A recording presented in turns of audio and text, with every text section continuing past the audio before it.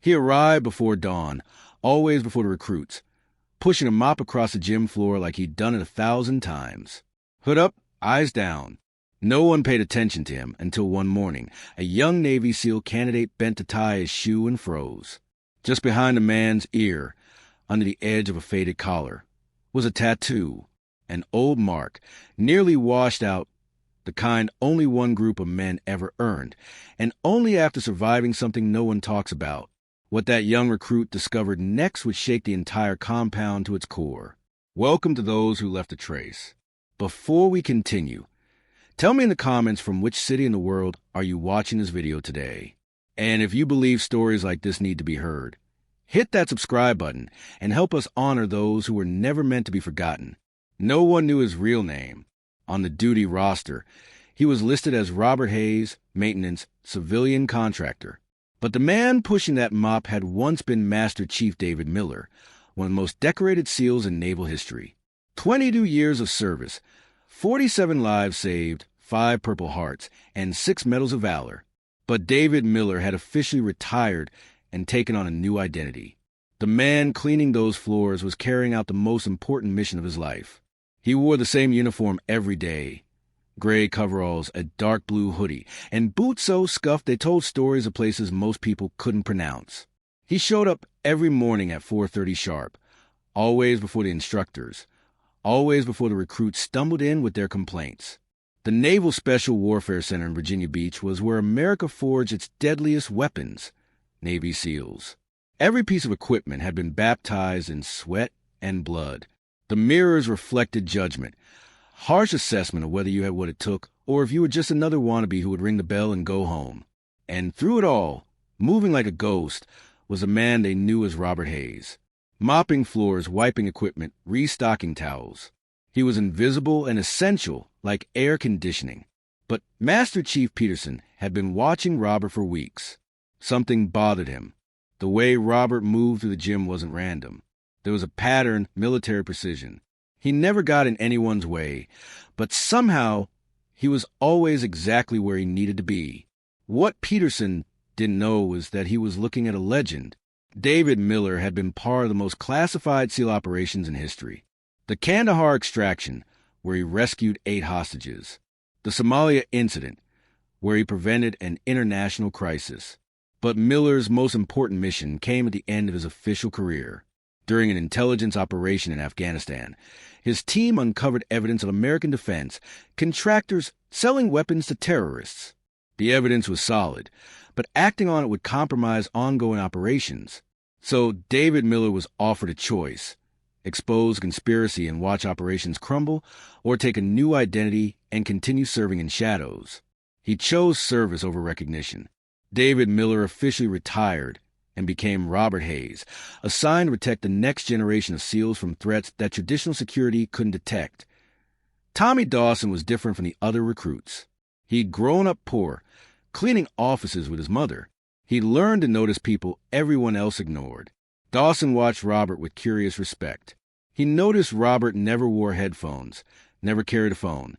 The man's hands bore scars that didn't come from household accidents.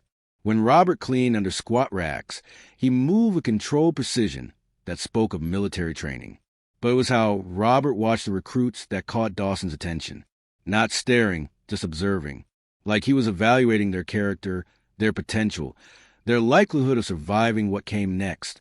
One morning, during brutal circuit training, Recruit Williams collapsed. The instructors were busy with others. But Robert was there, creating privacy around the struggling recruit. "You good, son?" Robert's voice was quiet. Williams looked up, surprised. "Yeah, just need a second." Robert continued mopping. "First week's the hardest. Your body doesn't know what you're asking yet. Does it get easier?" Robert paused. In that moment, Dawson caught something in the janitor's eyes that spoke of knowledge earned through pain that made this training look like warm-up. "No," Robert said quietly. "You get stronger." The gym's routine was rigid military protocol. Through it all, Robert moved like clockwork, anticipating needs, solving problems before they were problems. He knew which machines would fail, which recruits were struggling when tensions were running high. But he never spoke up, never offered advice. He just quietly made everything work better. It was during live fire training that everything changed. Recruit Martinez was leading his team when something went wrong. Not with his weapon, with Martinez himself. His breathing became erratic, hands shaking, eyes taking on a 1,000-yard stare every combat veteran recognized. He was having a flashback. Something triggered a memory from Syria, where he'd lost 3 friends to an IED. Suddenly, he wasn't in Virginia Beach. He was back in Aleppo, watching his brothers die. Martinez raised his weapon, but he wasn't aiming at training targets. He was aiming at shadows only he could see, responding to threats in his traumatized mind. Other recruits froze, uncertain how to respond. Instructors were in the observation room, watching through monitors. Safety protocols for entering during psychological episodes were complex. By the time they followed procedure, Martinez could hurt someone, but Robert was already moving. He'd been cleaning outside when Martinez's breakdown began, and somehow he'd sensed danger before anyone recognized there was a problem. He entered the training room with silent efficiency, moving through the combat environment like he owned it. "Martinez," he said quietly, "you're not there anymore. You're here with us and you're safe." Martinez spun toward the voice, weapon raised, lost in memories. But when his eyes focused on Robert, something in the janitor's calm presence penetrated his flashback. "I can see them," Martinez whispered. "Rodriguez and Johnson and Patel. They're at peace," Robert said, stepping closer. "And they're proud you made it this far. But now you need to come back. Put the weapon down. You're safe." What happened next was talked about in whispers for months. Robert approached Martinez not as a janitor, but as one warrior reaching another. There was recognition in his movements, understanding in his voice, authority that transcended rank. Martinez looked at him, then slowly lowered his weapon. Wild panic faded from his eyes. Robert was there, taking the weapon, resting a hand on Martinez's shoulder. "It's okay," Robert said. "We all have ghosts. The trick is learning to carry them without letting them carry you." But Dawson, watching through the observation window, had seen something that made his blood run cold. When Robert entered the training room, his entire demeanor changed. Gone was the hunched posture of a tired janitor. Gone was hesitant civilian movement. Instead, Dawson saw a man move with lethal grace, clearing corners with unconscious precision, positioning with tactical awareness that spoke of countless combat operations. And when Robert approached Martinez, Dawson caught a glimpse of something on the janitor's forearm. A tattoo, barely visible beneath coveralls, but unmistakable. A trident piercing the skull, surrounded by symbols with no official meaning. The kind of ink that marked a man as one of the shadows who operated between the lines of official warfare. That night, Dawson couldn't sleep. The more he thought about it, the more questions arose. Who was Robert Hayes really? What was a man with obvious special operations experience doing pushing a mop? The next morning, Dawson sought out Robert during the quiet hour before training. He found him in the equipment room, checking training gear with thoroughness that spoke of someone who understood lives depended on proper maintenance. "Sir," Dawson said, because "sir" seemed appropriate. Robert looked up. "Something you need, recruit?" "I need to know who you really are." Something shifted in Robert's expression. Weary recognition. "I'm the guy who makes sure your equipment works and your area is safe. That's all you need to know." "That's not what I saw yesterday. When Martinez was breaking down, you didn't move like a janitor. You moved like someone with combat experience." Robert studied Dawson with eyes that seemed to see more than they should. "What you think you saw doesn't matter. What you do, what you think you saw, that matters. Then tell me what to do. Do your job. Graduate. Become the SEAL your country needs. Remember that the most important work gets done by people nobody notices." But as Robert turned to leave, Dawson caught another glimpse of that tattoo. This time he was certain. The symbols, the style, the faded quality. It was SEAL Team 6, the most elite unit in naval warfare. The kind that didn't confirm members, that operated in shadows, so deep official records didn't acknowledge their existence. "Master Chief Miller," Dawson said quietly. Robert froze. His carefully maintained composure slipped, and Dawson saw a surprise, calculation, maybe fear.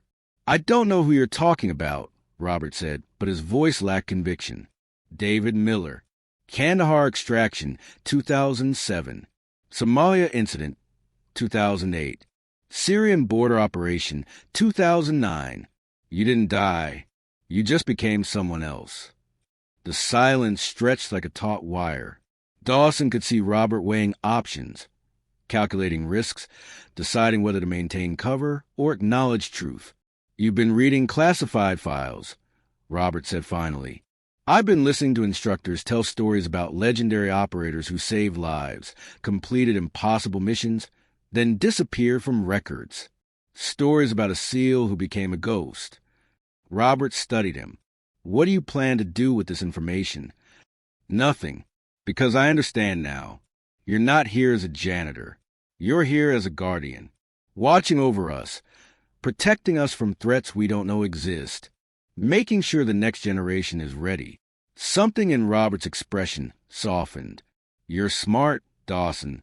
Maybe too smart. Will you tell me about Kandahar?" "No." "Syria?" "No." "Then tell me why you're here." Robert was quiet. So long Dawson thought he wouldn't answer. When he spoke, his voice carried years of isolation, service that couldn't be acknowledged, sacrifice that couldn't be measured. "Because this is where I can still make a difference. Every SEAL who graduates might someday face situations I faced. I want them prepared. Someone needs to watch the watchers, and official channels aren't always equipped for that responsibility." The new identity? Robert Hayes instead of David Miller. Sometimes the most effective way to serve your country is to officially stop existing. David Miller retired so Robert Hayes could protect American interests in ways Miller never could. Dawson nodded slowly. He understood the magnitude of sacrifice, to give up not just recognition, but identity itself, to become a ghost in service of something larger. "What can I do?" "Graduate. Serve with honor. If you ever find yourself protecting others the way I've tried to protect you, remember that the most important work happens in shadows." The conversation changed everything and nothing. Robert continued his routine as if nothing happened, maintaining perfect cover that had protected him for years. But now Dawson watched with new eyes, and what he saw was humbling and inspiring. Every day, Robert made countless small decisions that improved safety and effectiveness. Equipment repositioned to prevent injury. Conversations with struggling recruits providing just enough encouragement. Quiet words with instructors pushing too hard, delivered so they thought the insight was their own, that he was orchestrating program success while remaining invisible. The puppet master pulling strings no one else could see, creating conditions where excellence flourished. Other recruits began noticing what Dawson had seen. Not the full truth. That would be impossible without classified access. But subtle signs Robert was more than he appeared. How he moved, how he watched, how he anticipated problems. Martinez, who'd experienced Robert's intervention during his breakdown, became observant. He sought opportunities to talk with the janitor, ostensibly about equipment, but really to understand a man who'd reached into a psychological crisis and pulled him back to safety. "You know, don't you?" Martinez cornered Robert one morning. "You know what it's like over there, where people shoot back and friends don't come home." Robert didn't deny it. "I know the training you're receiving will save your life someday. Focus on that. But you've been there. You've seen combat. Many people have seen combat.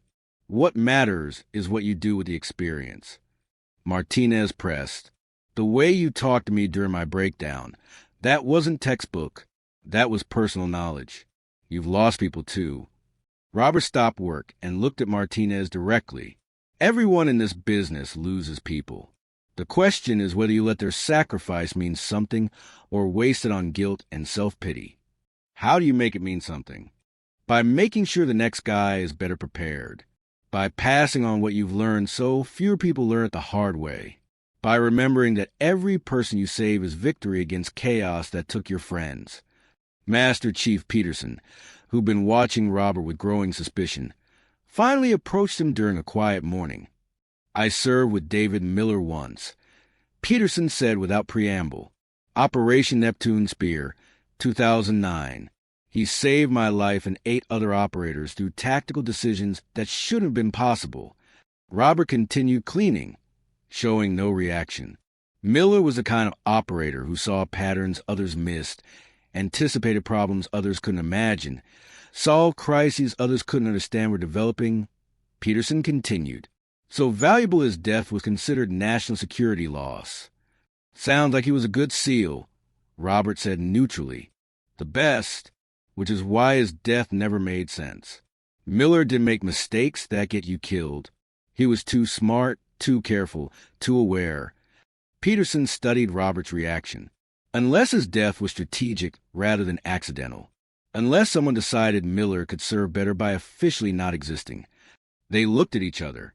Robert saw recognition in Peterson's eyes, and Peterson saw acknowledgement in Robert's silence. "Your secret is safe," Peterson said finally.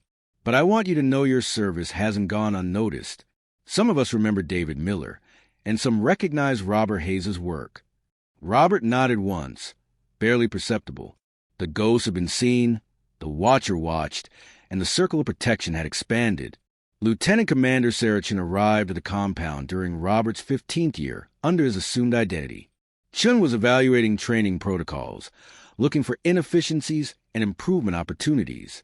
What she found was a program functioning with unusual smoothness, guided by influences not apparent in official documentation. "There's something different about this facility," she told Admiral Morrison during preliminary briefing. "Statistical performance indicators are significantly better than comparable programs, but official documentation doesn't explain why." Morrison, who'd been David Miller's commanding officer during Kandahar and personally overseen his transition to Robert Hayes, chose words carefully. Sometimes the most important factors in program success aren't ones that appear in official reports. What kind of factors? Institutional knowledge, unofficial mentorship, the kind of guidance that comes from experience rather than regulation. Over following weeks, Chin noticed patterns centered around facilities' maintenance staff, particularly the senior janitor present during every significant training evolution. Robert Hayes, according to his file, was a model employee with unremarkable background, but Chen's trained I saw inconsistencies. His security clearance was higher than necessary. His emergency contacts were routed through military intelligence rather than civilian services. His work schedule aligned with classified operations that should have been unknown to maintenance staff. That night, using her clearance and intelligence contacts, Chin began careful investigation into Robert Hayes' background. What she found was masterwork fictional documentation.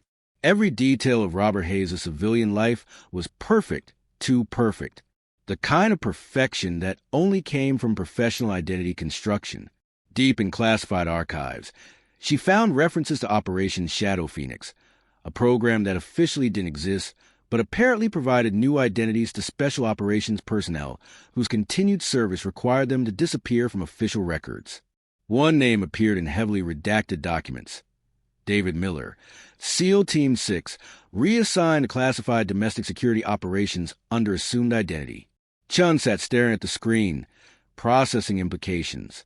If Robert Hayes was really David Miller, the compound had been under protection of one of the most legendary operators in SEAL history for 15 years. His presence would explain unusual success rate, low training accidents, effective personnel issue resolution. The decision came during a training accident that should have been catastrophic, but wasn't. Recruit Johnson was fast roping from helicopter simulator when equipment malfunctioned. His brake mechanism failed, and he began plummeting toward concrete 30 feet below. Johnson had 2 seconds before impact. But somehow impossibly, there was a thick exercise mat positioned exactly where he'd land, a mat that hadn't been there during safety briefing. Johnson hit hard enough to knock wind out, but not cause serious injury. As medical personnel rushed to assess, Chin noticed Robert quietly repositioning equipment that had somehow migrated during exercise. "How did that mat get there?" she asked Peterson. Peterson looked at the scene at Robert and shrugged. "Equipment gets moved during training. Lucky placement." But Chun had been watching. She'd seen Robert moving purposefully toward that spot 30 seconds before Johnson's equipment failure, carrying that exact mat, positioning it with precision that suggested he'd known what would happen before it happened. That evening, Chen requested private meeting with Robert, ostensibly about facility safety, but really to confront him with what she'd learned. They met in the equipment room. Chen closed the door and got straight to the point. "Master Chief Miller, I know who you are." Robert's reaction was immediate and controlled. No surprise, no denial, just careful assessment of situation and person who'd cornered him. "I think you have me confused with someone else. Commander, my name is Robert Hayes. David Miller, SEAL Team 6, Kandahar extraction, Somalia incident, Syrian border operation. Officially retired, actually reassigned under assumed identity through Operation Shadow Phoenix." Robert was quiet. When he spoke, his voice carried weight of decisions that had shaped his adult life. "You've been reading files you shouldn't have access to. I've been doing my job. The question is, what are you doing here? I'm maintaining this facility and supporting the training mission. You're doing more than that. You're providing tactical oversight not reflected in any official capacity. You're preventing accidents through situational awareness that shouldn't be possible. You're mentoring recruits in ways that improve effectiveness without appearing in documentation." Robert studied her carefully. "And what do you plan to do with this information?" "That depends on whether your presence is authorized and whether your activities support program objectives. My presence is authorized at levels your clearance doesn't reach. My activities have prevented 17 training fatalities, 43 serious injuries, and 12 security incidents over 15 years. Program success rate has improved 37% since I arrived. Statistics were delivered with precision of someone carefully tracking his own effectiveness, understanding his unofficial mission required measurable results." "Why?" Chen asked. "Why give up identity, recognition, official career to become a janitor?" Robert was quiet, so long Chen thought he wouldn't answer. When he spoke, his voice carried conviction of someone who'd never doubted his choice. "Because this is where I make the greatest difference. Every SEAL who graduates will face situations requiring judgment that can't be taught from textbooks. They'll need instincts developed through exposure to someone who's been where they're going. They'll need to understand service sometimes requires sacrifice that can't be officially recognized." Chen nodded slowly. She understood the magnitude of sacrifice and mission. David Miller had given up everything most military personnel valued: rank, recognition, official accomplishment, to serve at a level transcending normal career considerations. Chen's final report praised the exceptional effectiveness of the Naval Special Warfare Center, without mentioning unofficial factors contributing to success. But in a separate, highly classified addendum routed through intelligence channels that officially didn't exist, she documented findings and recommendations. David Miller, operating as Robert Hayes, was an asset of incalculable value. His cover should be maintained, position protected, mission supported at highest classification levels. But she also recommended his sacrifice should be recognized, even if that recognition could never be public. Recognition came as a single message, delivered through channels David Miller thought were permanently closed. Brief text on a secure device he'd maintain out of habit. "Your service continues to matter. Thank you." It wasn't signed, but Miller knew who sent it. Admiral Morrison was letting him know his work was seen and valued by people who could never officially acknowledge it. Tommy Dawson's graduation coincided with Miller's 17th year as Robert Hayes. The evening before graduation, Dawson sought out Robert one final time. He found him in the equipment room, drinking coffee from a thermos older than some recruits. "Sir," Dawson said, "congratulations on graduation. You earned it." "Thank you, but I need to ask something before I leave." Robert waited. Was it worth it? Giving up everything, identity, recognition, official career, to become someone nobody notices? Robert was quiet, considering the question that went to the heart of his choices and sacrifices. "Do you know how many SEALs have graduated since I arrived?" "Hundreds. Thousands. And every single one is better prepared for what they'll face because of work that will never appear in any official record.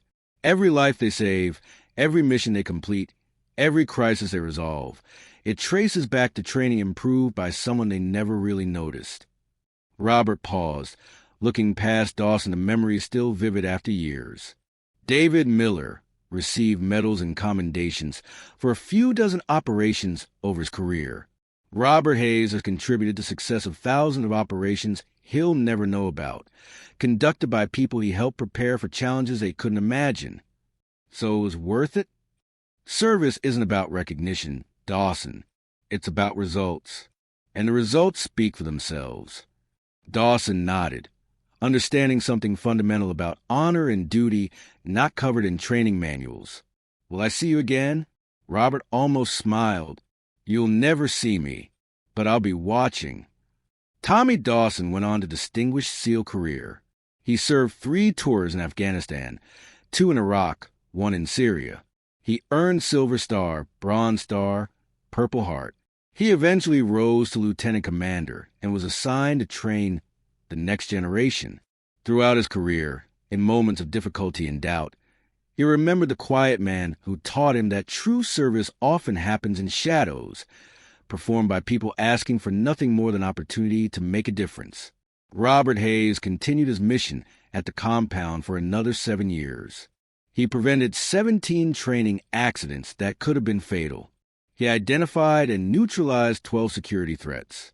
He provided intelligence, preventing 3 separate attempts to sabotage American special operations. He did all while remaining invisible, officially non-existent, a ghost protecting America's elite warriors while asking for nothing except opportunity to serve. When Robert finally retired, he simply didn't show up one day. His locker was cleaned out, security badge returned, and he disappeared as quietly as he'd arrived. The compound continued functioning, but something was missing. Training accidents increased. Security incidents became frequent. The invisible hand that had protected the program for 2 decades was gone.